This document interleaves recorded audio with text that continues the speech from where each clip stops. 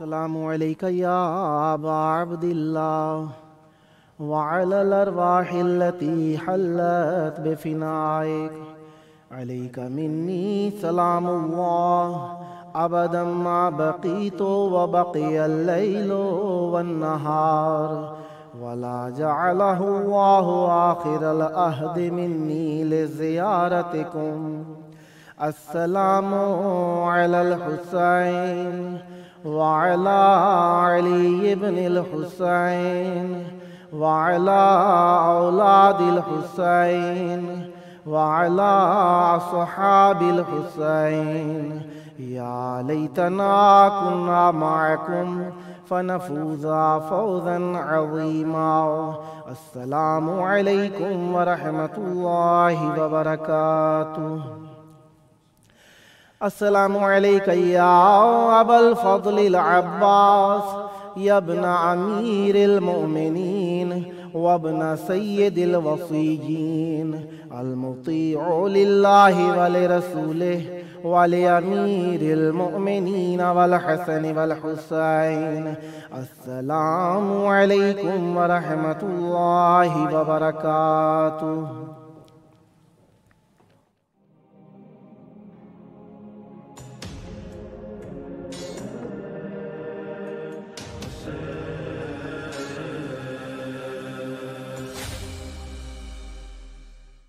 حسبنا اللہ ونعم الوکیل نعم المولا ونعم النصیر ما شاء اللہ لا حول ولا قوة الا باللہ العلی العظیم. اعوذ باللہ السمیع العلیم من ہمزات الشیاطین واعوذ باللہ ان یحضرون ان اللہ هو السمیع العلیم.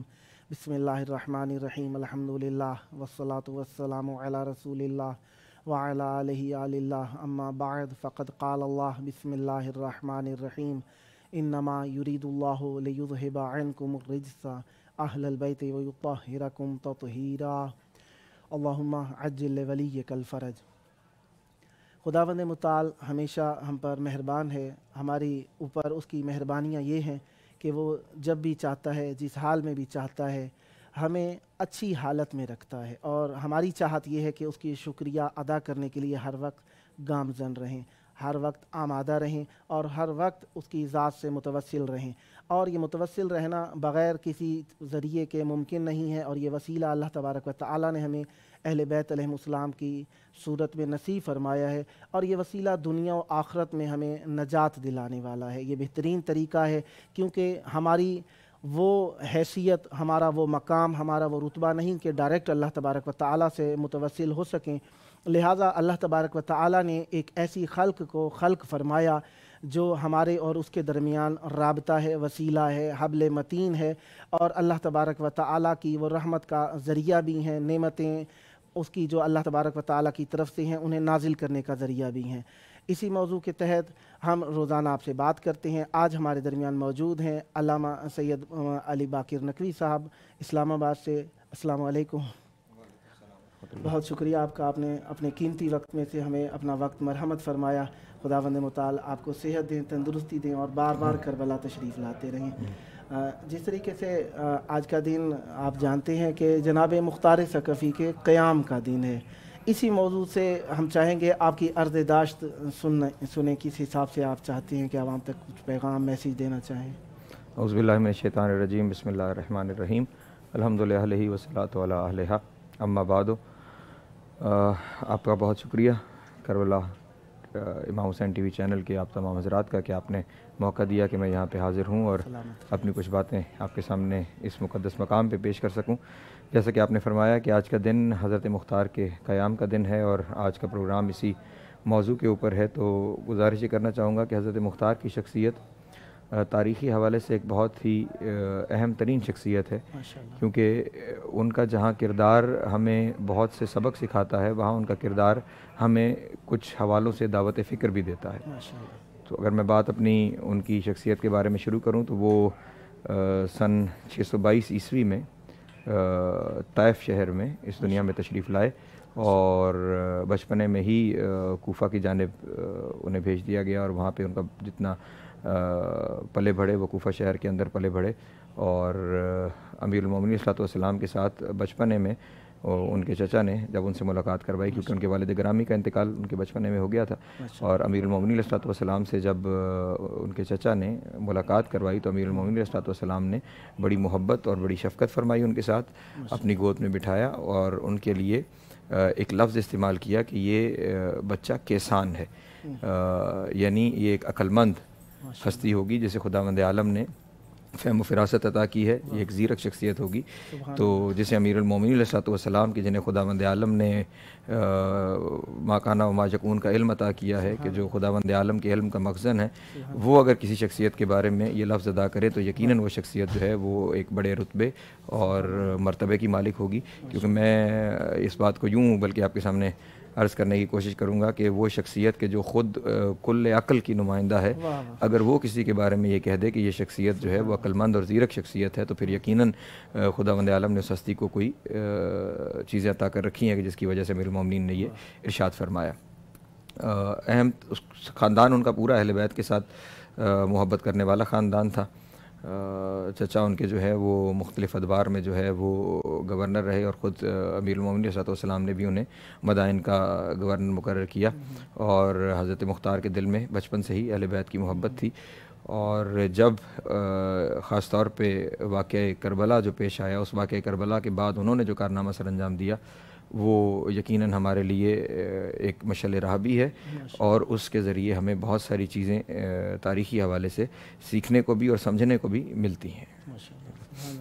ویسے جناب مختار کے والد محترم بھی امیر المومنین علیہ السلام کے منتدار معتقدین میں سے تھے، یعنی ایران کے ساتھ جو جنگ ہوئی فارس میں، اس میں ان کی شہادت ہوئی تھی. جی بالکل بالکل، امیر المومنین صلی اللہ علیہ وسلم کے ساتھ ان کا بڑا گہرا تعلق اور بڑا ربط تھا، اور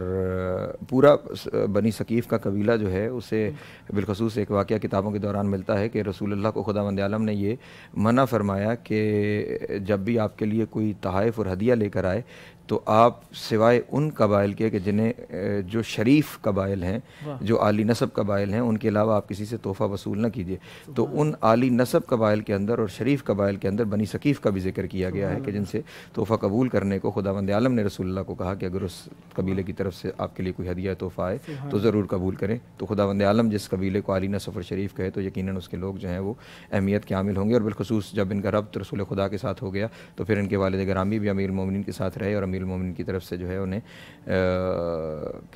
حمایت میں رتبہ شہادت جو ہے وہ نصیب ہوا. اور خود ان کے جو چچا جو پرورش کرتے رہے حضرت مختار کی، ان کی بھی امیر المومنین کے ساتھ خصوصی محبت تھی. اور یہی امیر المومنین صلی اللہ علیہ وسلم نے اپنے دور کے اندر تاریخ اس بات پہ گواہ ہے کہ جب امیر المومنین صلی اللہ علیہ وسلم کا دور حکومت شروع ہوا تو اس کے اندر مولا نے ہر شہر کے اندر ان گورنروں کو جن کے یہاں کسی قسم کا کوئی معاملہ جو ہے وہ چاہے وہ کرپشن کا معاملہ تھا یا دین میں کسی حوالے سے ان کے اندر کوئی کمی تھی، تو امیر المومنین صلی اللہ علیہ وسلم نے انہیں وہاں سے ہٹا دیا اور صرف ان لوگوں کو معین کیا کہ جو ایماندار لوگ تھے، اور امیر المومنین کے نظر میں وہ ایماندار لوگ تھے، دیانتدار لوگ تھے. تو ان کا جو ہے وہ مولا نے ان کا انتخاب کیا. تو یقیناً انہوں نے ہی جناب مختار کی پرورش بھی کی، تو یقیناً حضرت مختار کے اندر بھی وہ تمام جو خصوصیات اور صلاحیتیں ہیں وہ بھی ان کی ذات میں یقیناً آئی ہوں گی. یہ آج کل کے سیزن میں ویسے بھی اتفاق سے آج تاریخ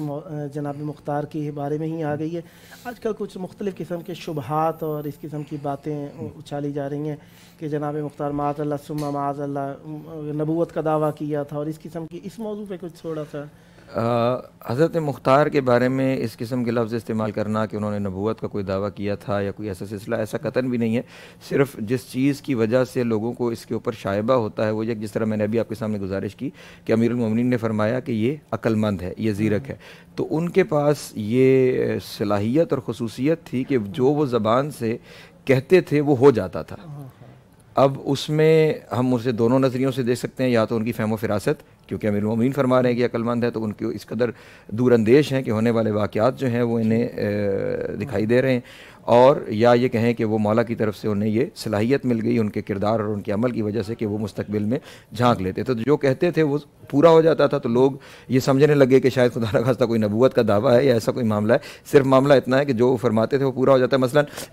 اپنے دربار میں تخت پہ تشریف فرما ہے اور اچانک بیٹھے ہوئے اپنے ارد گرد کے لوگوں سے یہ کہتے ہیں کہ ابھی فلاں فلاں شخص کا سر جو ہے وہ میرے سامنے دربار میں پیش کر دیا جائے گا. اب وہاں پہ لوگ بیٹھے ہوئے ان کی آپس میں چمگوئیاں شروع ہو گئی کہ مختار تو علم غیب کا دعویٰ کر رہے ہیں کہ فلاں فلاں شخصیت کا سر میرے سامنے پیش ہو جائے گا، اور تھوڑی دیر گزری تو وہ دونوں سر جو ہے وہ مختار کے سامنے پیش کر دیے گئے. تو اب جو ہے وہ لوگ اس بارے میں سوچنے لگے کہ یہ جو کہا گیا یہ فوراً پورا ہو گیا. تو ان میں سے کچھ افراد کی طرف سے کچھ باتیں ہو گئیں اور یہاں پہ جو ہے وہ بعد میں لوگوں نے انہیں نقل کرنا شروع کر دیا. ورنہ حضرت مختار نے جو ہے وہ اپنی پوری زندگی میں ایسا کوئی دعویٰ نہیں کیا. وہ ہمیشہ سے محبت اہل بیت کے دعوے دار رہے اور ہمیشہ ہی محبت اہل بیت کے ساتھ منسوب ہو کر انہوں نے جتنے بھی کام زندگی میں کیے وہ محبت اہل بیت کے کام کیے انہوں نے اپنی زندگی کے اندر. اور پھر خاص طور پہ جب کسی امام کی زبان سے ایک لفظ ان کے بارے میں ادا ہو جائے تو پھر ہمارے پاس کوئی گنجائش نہیں رہتی کہ ہم کسی شک و شبے میں مبتلا ہوں. مثلا امام سجاد علیہ السلام کی ان کے بارے میں دعا موجود ہے کہ خداوند عالم مختار کو جزائے خیر عطا فرمائے. تو اب امام اگر کسی کے لیے کہہ رہے ہیں کہ خداوند عالم جزائے خیر جو ہے وہ عطا فرمائے تو امام مستجیب الدعوات ہوتا ہے. امام جو کہتا ہے وہ خداوند عالم اس پہ عمل کرتا ہے. تو یہ جب مختار کے بارے میں امام کی زبان سے یہ لفظ ادا ہو رہے ہیں تو پھر ہمیں دائیں بائیں جھانکنے کی ضرورت نہیں ہے اور نہ لوگوں کی کہی ہوئی باتوں پہ غور کرنے کی ضرورت ہے. شاید ایک اور شبہ اس وجہ سے بھی کیا جاتا ہے ان کے خادم کا نام جبرائیل تھا، اسے پکارتے تھے تو مزید شک بڑھا لیتے تھے لوگ کہ مشہور کر دیا یہ جبرائیل بھی رکھ لیا انہوں نے نبی میں. اور دوسرا ایک اور بات بھی کہی جا سکتی ہے کہ وہ جتنی بھی روایات گھڑی ہوئی ہیں اس قسم کی کہ وہ ایسے تھے وہ ویسے تھے معاذ اللہ، تو وہ شاید اس بنیاد پہ کہ وہ آدائے اہل بیت علیہ السلام کی طرف دیکھیں تاریخ میں جو ہے وہ جن لوگوں کی حکومت رہی، جو برسر حکومت رہے، جو تخت پہ بیٹھے رہے، وہ دشمنان آل محمد میں سے تھے اور انہوں نے پوری کوشش کی کہ کوئی بھی ایسی شخصیت جو ہے جس کا تعلق ان پاک ہستیوں کے ساتھ ہے، ویسے تو مطلب جو انہیں ان کا چاہنے والا ملتا رہا وہ قتل و غارت ہوتی رہی، سر قلم کیے جاتے رہے، خون بہاتے رہے، اور اس طرح کی شخصیت اگر کوئی سامنے آ کر جو مسند حکومت تک پہنچ گئی تو اب ان کے لیے ان کو اس طرح سے سزا دینا تو ان کے لیے ممکن نہیں تھا. تو انہوں نے کریکٹر اسیسینیشن جو ہے وہ شروع کر دی اور ان کے بارے میں تاریخ کے اندر ایسی باتیں لکھنا شروع کر دی. ورنہ اور صرف حضرت مختار وہ شخصیت نہیں ہے کہ جن کے بارے میں جو ہے وہ ان کے کریکٹر اسیسینیشن کی گئی محبت اہل بیت کی وجہ سے. خود اہل بیت کے گھر کے اندر جس شخصیت کے ساتھ ایک تو یہ نبوت کے دعوے والی بات اپنی جگہ، دوسری طرف ایک فرقہ بھی ان کے نام سے منسوب کیا جاتا ہے کیسانیہ کے نام سے کہ کیسانیہ فرقے کے بانی تھے، اور وہ کیسانیہ اسی لفظ کیسان سے نکالا گیا کہ جو امیر المومنین نے انہیں لقب عطا کیا تھا کہ یہ خدا نخواستہ حضرت محمد حنفیہ کو جو ہے وہ امام مانتے تھے اور ان کی امامت کے قائل تھے. تو ان کی امامت کے قائل تب ہوتے کہ جب حضرت محمد حنفیہ خود اپنی امامت کے دعوے پہ قائم رہتے. حضرت محمد حنفیہ اول تو ایسا کوئی دعویٰ نہیں تھا، دعویٰ امامت ہے ہی نہیں، اور پھر جو واقعہ اس تفصیلات میں جائیں تو اس کے لیے وقت چاہیے. جو حجر اسود کو سلام کرنے کا واقعہ ہے وہ ایک عوام کے سامنے واقعہ ہو گیا اور وہاں پہ جو ہے جناب محمد حنفیہ کے آن ریکارڈ بیان جو ہیں وہ حضرت سید سجاد کے بارے میں موجود ہے. تو جب وہاں پہ ہی امامت کا دعویٰ نہیں ہے تو پھر ان کی امامت کے نام سے کوئی فرقہ جو ہے وہ آگے کیسے شروع کیا جا سکتا ہے؟ تو ایسا کوئی معاملہ حضرت مختار کے ساتھ نہیں ہے، صرف اس وجہ سے کہ محبت آل محمد تھی، اس وجہ سے جو ہے وہ ان کی شخصیت کے اوپر اس طرح کے الزامات رکھنے کی کوشش کی گئی، تہمتیں لگانے کی کوشش کی. اور دوسری بات یہ کہ کسی تاریخ کے کسی چیپٹر میں نہیں ملتا کہ انہوں نے کہیں سے کسی سے کہا میرا کلمہ پڑھو آ کے. جی بالکل یقینی. جب کوئی نبوت کا دعویٰ کرتا ہے تو وہ لوگوں کو اپنی طرف دعوت دیتا ہے، اپنی طرف بلاتا ہے، اپنا کلمہ پڑھواتا ہے. لیکن حضرت مختار کی زندگی میں کوئی ایسی چیز نہیں ہے کہ لوگوں کو انہوں نے اپنی نبوت کی طرف دعوت دی ہو اور کلمہ پڑھوایا ہو. ہاں انتقام کربلا کی طرف یقیناً انہوں نے لوگوں کو بلایا ہے اور انہوں نے لشکر اکٹھا کیا اور انہوں نے فوج کشی کی اور دشمنان امام حسین علیہ السلام سے انہوں نے انتقام لیا. اور جیسے انتقام لینے کا حق تھا انہوں نے ویسے انتقام لیا. تو یہ تو ہر جگہ تاریخ میں آپ کو ملے گا کہ اس طرف لوگوں کو اہل بیت کی طرف دعوت دی لوگوں کو, اپنی طرف دعوت نہیں ہے ان کی زندگی کے اندر. اخلاص اہل بیت علیہ السلام تھا جس کی وجہ سے بنو زبیر نے جو آ کے لوگوں کو برگلانا چاہا, اس کی وجہ سے انہوں نے کہا کہ جی نبی اپنا دعویٰ کرتے ہیں. جی بے شک, بالکل ایسے. عوام تو اس چیز کی متلاشی ہوتی ہے. جی, عوام کو تو موقع چاہیے کہ وہ کوئی ایسی چیز انہیں ملے جسے وہ کسی اور جانب لے کے جا سکیں. بنی زبیر نے بھی جو آ کے بعد میں حضرت مختار پر حملہ کیا اور انہوں نے چڑھائی کرنے کی کوشش کی, جس کی وجہ سے حضرت مختار کی شہادت ہوئی, تو وہ بھی اسی وجہ سے کہ جناب مختار اس جانب دعوت دیتے تھے کہ اگر ہم حکومت حاصل کر رہے ہیں تو حکومت کیونکہ دراصل حق اہل بیت کا ہے, لیکن ہم اس وقت اگر مسند حکومت پہ بیٹھے ہیں تو وہ صرف اس وجہ سے بیٹھے ہیں کہ ہم اہل بیت کے دشمنوں سے انتقام لے سکیں. بنی زبیر بھی اگر اس معاملے میں ہمارا ساتھ دیں تو ضرور آئیں اور ہم اس معاملے میں جو ہے وہ آگے بڑھیں, لیکن اگر جو ہے وہ اہل بیت کو چھوڑ کر کسی اور جگہ کوئی حکومت کا کوئی معاملہ ہو تو پھر اسی وجہ سے حضرت مختار نے بنی زبیر سے دوری بھی اختیار کر لی تھی کہ شروع میں کچھ مواقع پہ جو ہے وہ جب یزید کے خلاف عبداللہ ابن زبیر نے قیام کیا تو شروع میں حضرت مختار نے, کیونکہ یزید کے خلاف قیام تھا, یہ بات اہمیت کی حامل ہے, ہاں کیونکہ یزید کے خلاف قیام تھا حکومت حاصل کرنے کے لیے, اور تاریخ میں کچھ اور بھی شخصیات ہیں جو چاہتی تھی کہ عبداللہ ابن زبیر جو ہے مسند خلافت پر آئیں, تو ان کا جو عبداللہ ابن زبیر کا خصوصی مقصد تھا وہ حکومت تھا, ان کا حکومت حاصل کرنے کے لیے. تو انہوں نے کوشش کی حضرت مختار کو اپنے ساتھ ملانے کی, لیکن جب حضرت مختار نے دیکھا کہ یہ معاملہ صرف حکومت کا معاملہ ہے, اس کا دین سے کوئی تعلق نہیں ہے, تو انہوں نے دوری اختیار کر لی اور پھر خالصتاً مقصد محمد والے محمد کو لے کر انہوں نے آگے چلے. اور چاہے جائے کہ انہیں ساتھ رکھتے جناب مختار کو قتل کے در پہ بھی آ گئے تھے جناب مختار. جی بالکل, جناب مختار کے قتل کے در پہ آئے اور بعد میں انہوں نے ہی چڑھائی کی اور مصعب بن زبیر جو ہے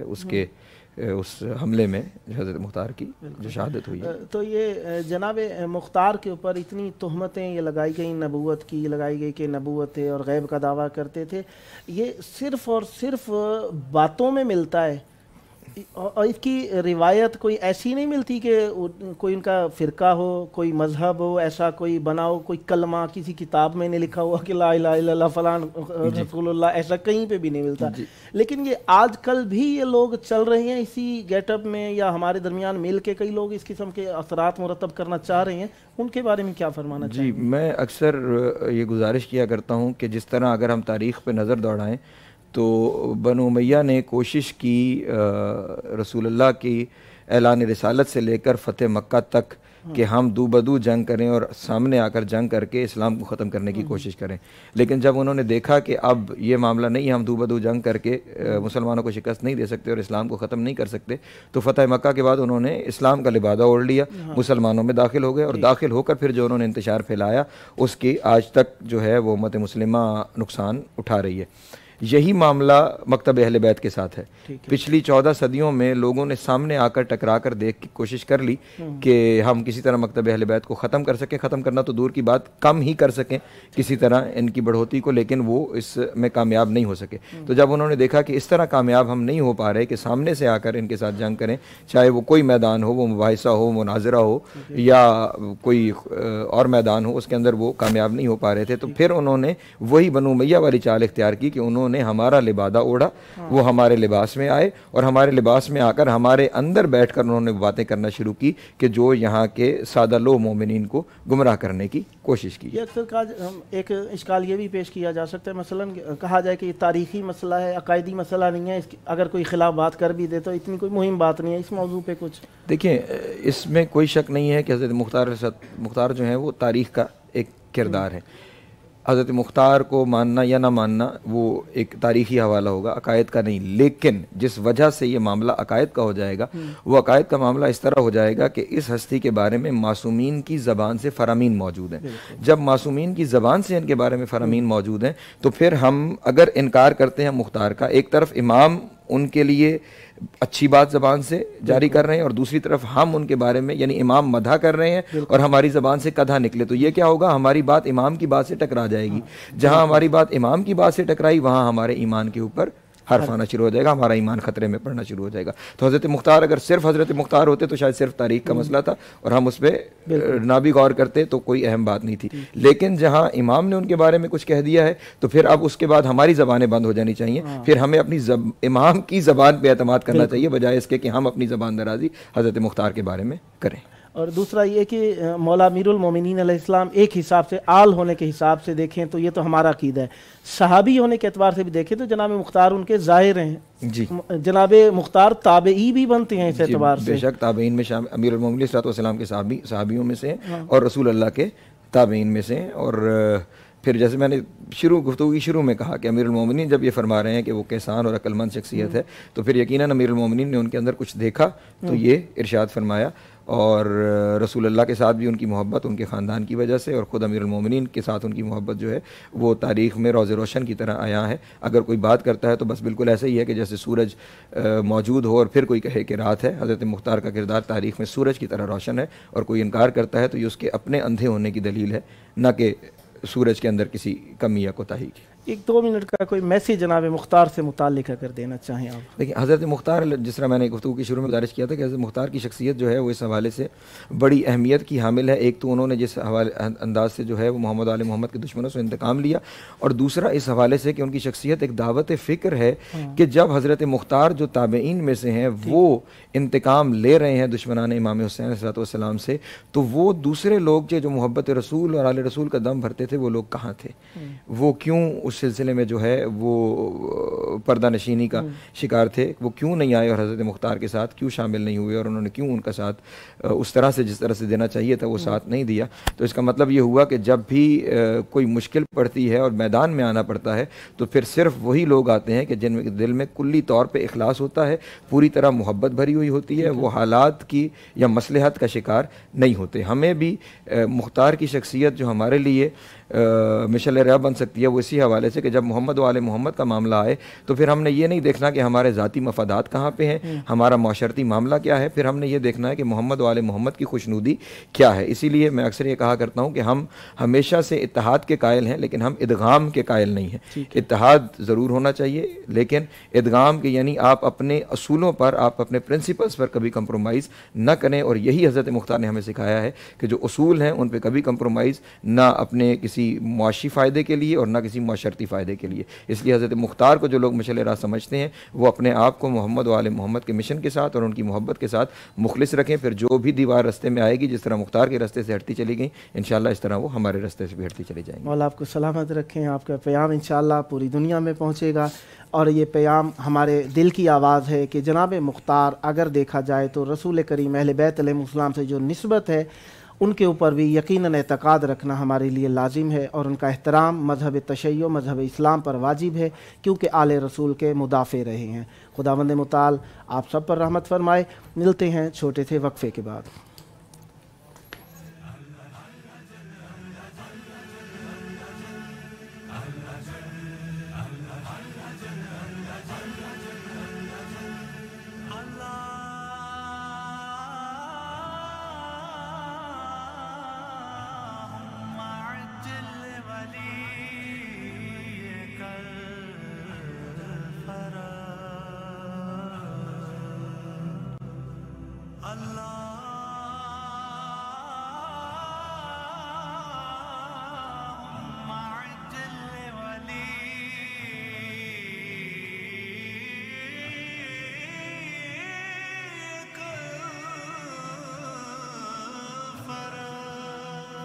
کاش میں مہدی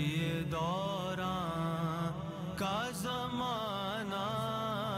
دیکھوں، کاش میں مہدی دوراں کا زمانہ دیکھوں، کاش میں مہدی دوراں کا زمانہ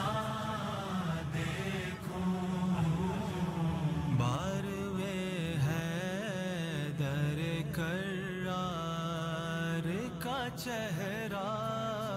دیکھوں،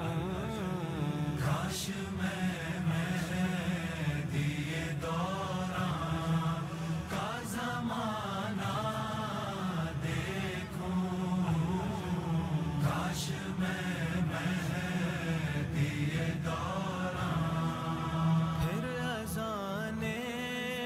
علی اکبر سے ہو آغاز सहर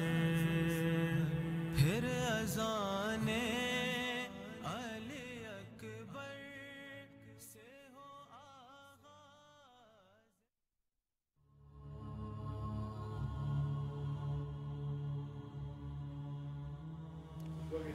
या मौला हुसैन अलैहिस्सलाम, आपको मेरा सलाम हो। या मौला मेरी मदद करें। आपको वास्ता शहज़ादा अली अकबर अलैहिस्सलाम की जवानी का, आपको वास्ता शहज़ादा कासिम अलैहिस्सलाम का,